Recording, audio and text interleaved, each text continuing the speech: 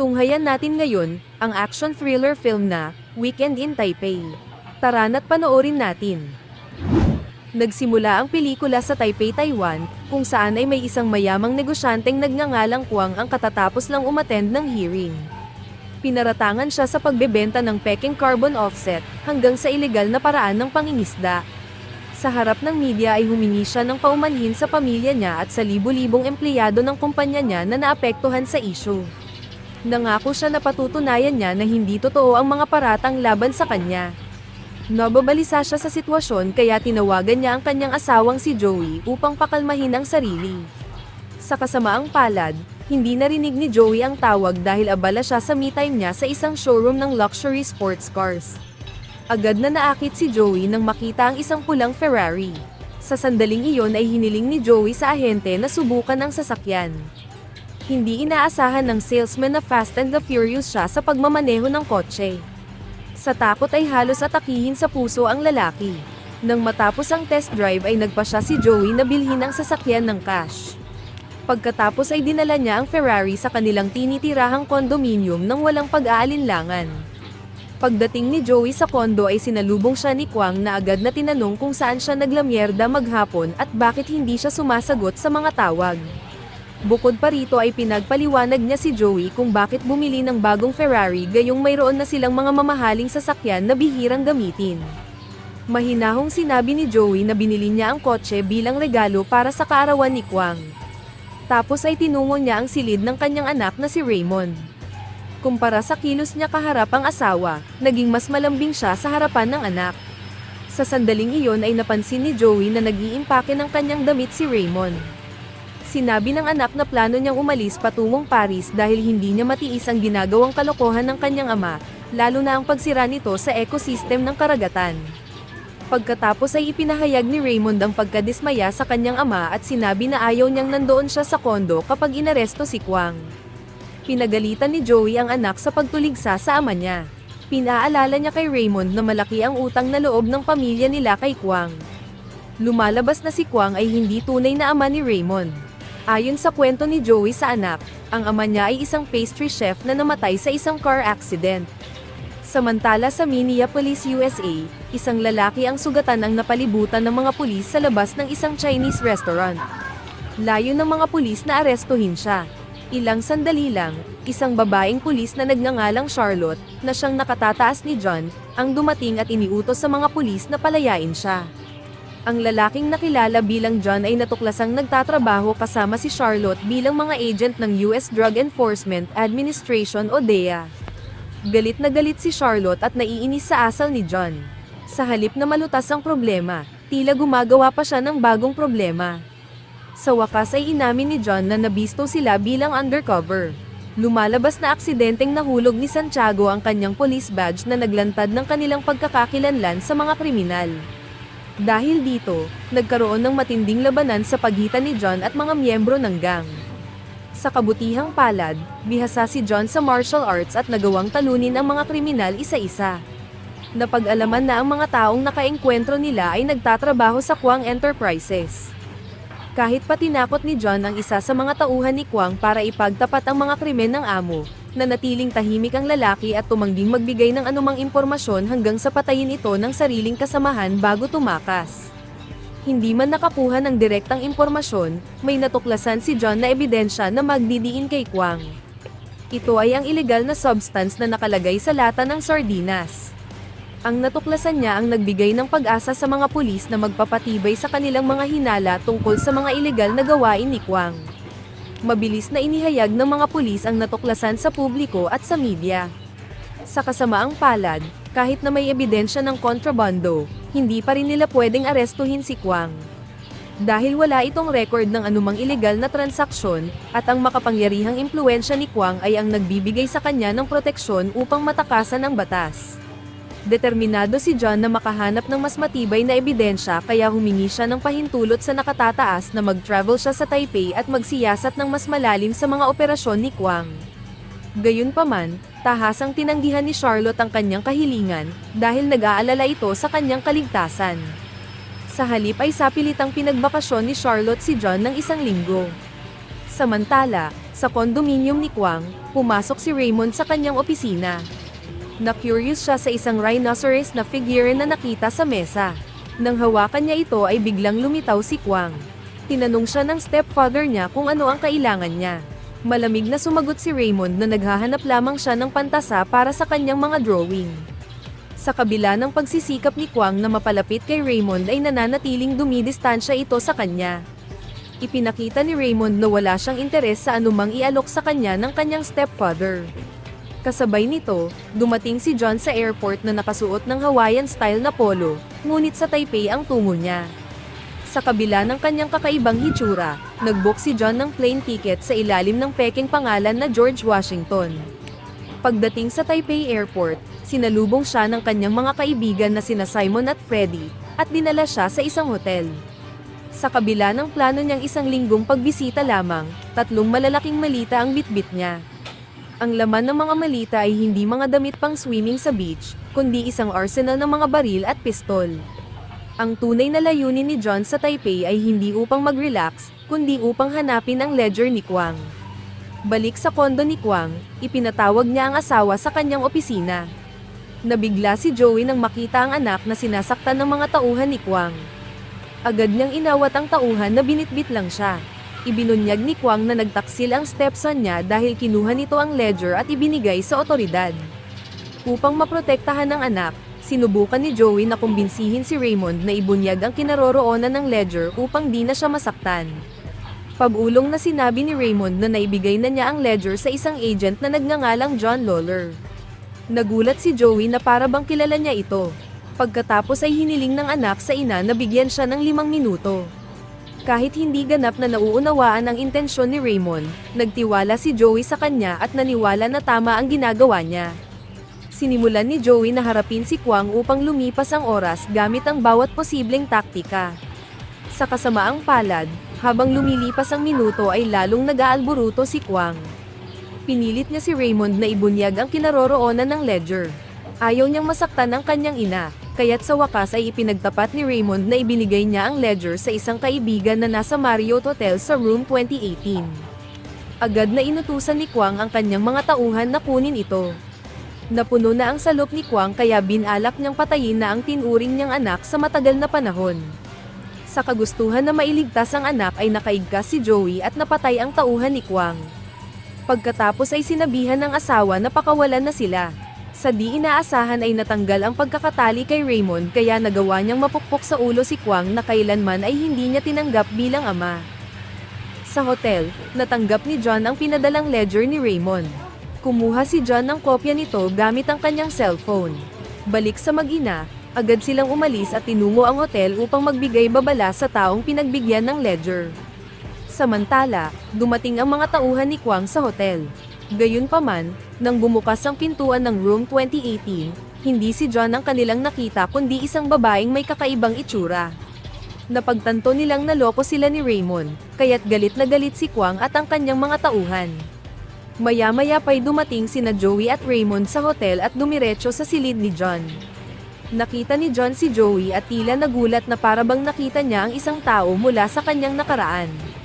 Nang buksan niya ang pinto ay hindi na nag-aksaya ng oras si Joey sa mga nakaraan nila ni John at agad na binalaan ito na may mga assassin si Kwang na papatay sa kanya. Ang balitang ito ang nagpagulo sa isip ni John, lalo na nang malaman niyang may koneksyon si Joey sa isang kriminal tulad ni Kwang. Lalong ikinagulat ni John ang pagsiwalat ni Joey na napangasawa niya ang leader ng sindikato na si Kwang. At si Raymond ay anak nila ni John. Habang pinoproseso pa ni John ang impormasyon, biglang dumating at inatake sila ng mga tauhan ni Kwang. Pinaulanan sila ng bala ng mga tauhan ni Kwang. Sa kasamaang palad, nakapatay man ng ilang kalaban ay napatay din ng 2 kaibigan ni John na si Freddie at Simon. Naghagis si John ng smoke bomb upang malimitahan ang mga nakikita ng mga umaatake. Pagkatapos ay naghagis siya ng granada upang matigil pansamantala ang pag-atake ng mga assassin. Sinamantala ni John ang pagkakataon upang makatakas sila sa pamamagitan ng pagdaan sa air vent ng hotel. Inakay niya ang mag-ina palabas ng hotel nang hindi napapansin. Gayunpaman, inabutan na sila ng mga rumispondeng pulis. Habang nakakubli ay pinakilala ni Joey si Raymond sa kanyang tunay na ama na si John. Nang makatsyempo ay nakalabas sila. Ngunit napansin sila ng mga pulis kaya sila ang pinagtuunan ng pansin ng mga ito at hinabol. Ipinaalam ni Joey kay John na malakas ang kapit ni Kwang sa mga pulis at opisyal ng lungsod. Bukod pa rito, walang pahintulot si John sa kanyang supervisor na mag-imbestiga sa Taipei kaya pwede siyang arestuhin anumang oras. Habang tinutugis sila ng mga pulis ay pinakita ni Joey ang kanyang kakayahan. Sa gitna ng mabilisang habulan ay pinag-usapan nila ang mga bagay tungkol sa relasyon nila. Sa gitna ng tensyon, naisipan ni Joey na linlangin ang mga pulis na humantong sa maling pagkaaresto ng isang food delivery rider imbes na sila. Sumunod na eksena ay makikita ng nakasakay sa tren ang tatlo tapos ay nangnakaw sila ng sasakyan at lumayo sa magulong lungsod. Nagising na lang si John sa silid ng isang ospital. Dahil sa tama ng bala ay maraming dugo ang nawala kay John kaya kinailangan na salinan siya ng dugo. Sa kabutihang palad ay parehas sila ng blood type ni Raymond na nag-donate ng kanyang dugo para maligtas siya. Bago sila umalis, lumapit ang doktor at mga pasyente kay Joey upang pasalamatan siya dahil siya ang kaisa-isang nag-donate ng malaking halaga upang may pagawa ang ospital na iyon. Pagkatapos ay dumiretso sila sa dating tirahan ni Joey. Nakilala ni John at Raymond ang lola niyang si Popo at pinsan niya. Hiniling ni Raymond sa ina na sabihin sa kanya ang mga hindi niya pa nalalaman. Kinwento ni Joey na kilala siya sa kanilang nayon bilang isang expert mechanic. Isang araw ay aksidenteng natagpuan ng mga taga-nayon ng isang sako ng mga ilegal na kalakal habang nangingisda sa dagat. Napagtanto ni Popo na mapapahamak ang mga taga-nayon kapag ni-report nila ito sa mga pulis kaya nag-utos siya na itago na lang iyon. Ilang araw ang lumipas, dumating ang grupo ni Kwang sa nayon upang hanapin ang nawawala nilang kalakal. Pinayuhan ni Popo si Joey na huwag magpakita sa grupo dahil bukod sa pagbawi ng kalakal ay dinudukot din nila ang mga babaeng natitipuhan nila. Sa kasamaang palad ay nakita ng mga bandido si Joey kaya tinugis siya ng mga ito. Nagamit niya ang kanyang kahanga-hangang kasanayan sa pagmamaneho upang takasan ang mga humahabol. Napahanga ang leader ng sindikato na si Kwang kaya inalok siya nito ng trabaho. Aksidenteng nagkakilala sina Joey at John. Bilang DA agent ay ipinadala siya para magmasid sa mga kargamento ng droga ni Kwang sa Taipei. Nagpanggap siya bilang isang kliyente. Natagpuan ni John ang sarili na hinahabol si Joey na may dalang ilegal na kalakal. Sa halip na ituring si Joey bilang kriminal ay nabighani siya sa kagandahan at kahusayan nito sa pagmamaneho. Nang tumaob ang sinasakyang kotse ni John ay iniligtas siya ni Joey. Doon nagsimula ang kanilang relasyon na nauwi sa kanilang pag-iibigan. Gayunpaman, di nagtagal ang kanilang relasyon nang aminin ni John na hindi siya buyer kundi undercover cop na lihim na inaalam ang operasyon ng grupo ni Kwang. Sa sandaling iyon ay ipinaalam ni John kay Joey ang malaking operasyon nila. Upang di madamay ay pinatakas niya si Joey. Naghiwalay sila na hindi alam ni John na buntis si Joey. Humingi ng tawad si John sa mga nagawa niyang kasalanan. Si Joey naman ay mahal pa rin si John kaya binigyan niya ito ng pagkakataon upang mabuo ang kanilang pamilya.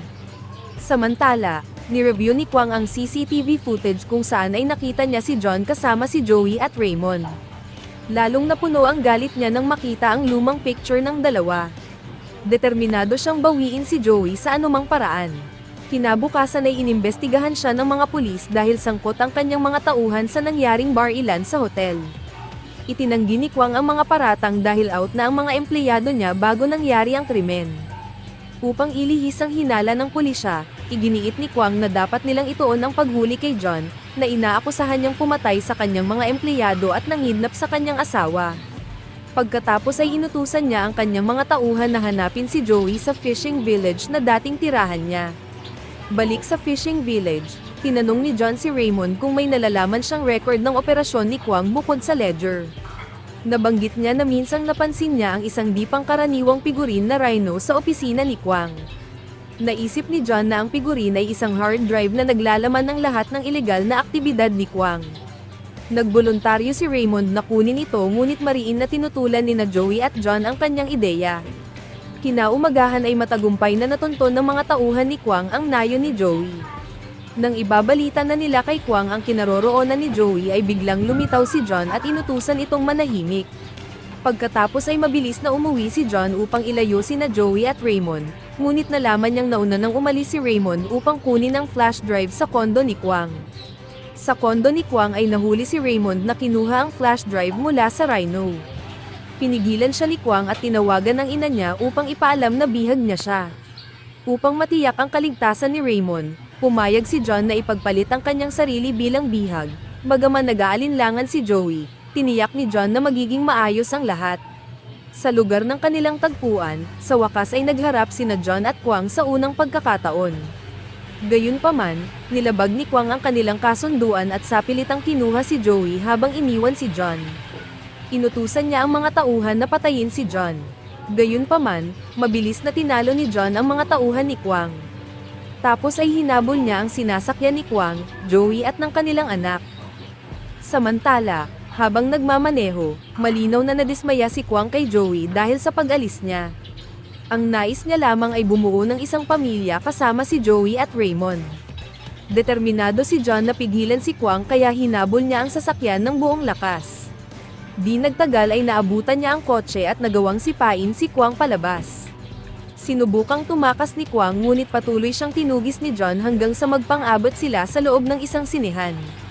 Nang itutok ni John ang kanyang baril kay Kwang, sumigaw sa takot ang mga manonood at nagmadaling lumabas. Nakapagtataka na may mag-asawang matanda na nanatili sa upuan, na tila naaaliw sa matinding paghaharap ni na John at Kwang.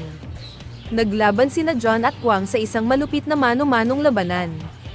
Pagkatapos ng matinding palitan ng suntok ay lumalabas na mas nanaig ang kasanayan ni John. Agad namang inaresto ng mga pulis si Kwang sa salang ilegal na pagdadala ng baril. Kalaunan ay pansamantalang na-detain si John ngunit pinalaya siya sa tulong ng kanyang superior na si Charlotte. Sa kabila ng pagsuway sa mahigpit na utos ni Charlotte at kaguluhang nangyari, naituwid ni John ang kanyang sarili sa pamamagitan ng matagumpay na pagkuha ng flash drive na naglalaman ng detalyadong record ng mga ilegal na aktibidad ni Kwang. Dahil sa ebidensyang ito, sa wakas ay nahatulan si Kwang ng maraming taong sintensya sa kulungan. Pagkaraan ng isang mapanghamon at isang linggong puno ng aksyon, nagkaroon ng isang payapang bakasyon sa Paris sina John, Joey, at Raymond bilang isang masayang nagkakaisang pamilya. Hindi lamang muling nabawi ni John ang kanyang asawa at anak, kundi tinanggap din niya ang isang magandang baby girl na anak ni Joey.